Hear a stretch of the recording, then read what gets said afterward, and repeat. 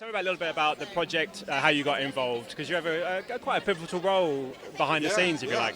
I did maybe 3 or 4 auditions to get this part, and I was living down in Cornwall at the time, and I kept traveling up, and each time I thought it was getting progressively worse and worse and worse, and then I got the call and said I got this part, and I remember reading the script and realizing this is something special, and if we can pull it off, it's going to tell a truthful story about a misunderstood person.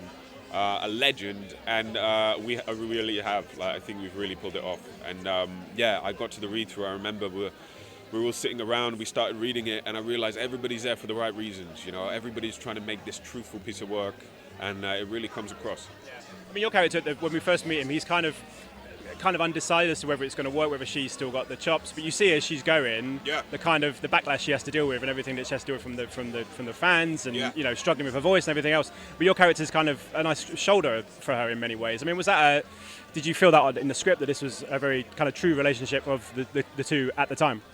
I did. I really did. I think, like you said, he has a preconception of what she's going to be like, and as the story develops, he learns that there's so much more, you know, behind it. It's what happens when the big star comes off stage. It's about the nerves, it's about the fragility.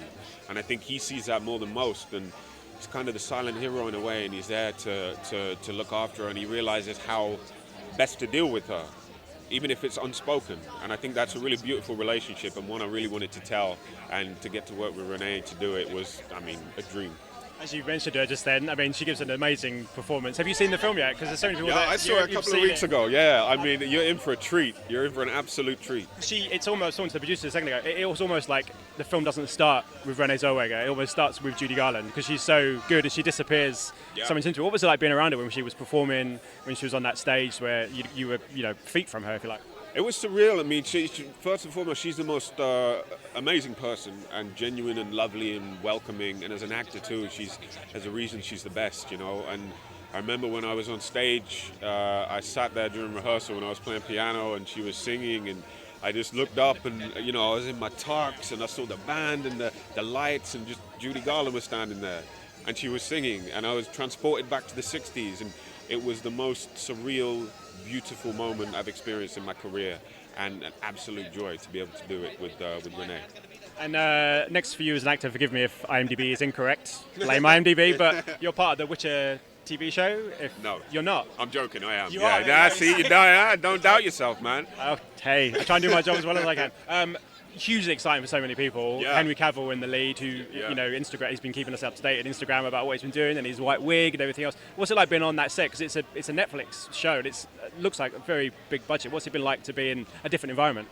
It's brilliant. I mean, this is what I love about acting. You get to do so many different things, so many diverse things.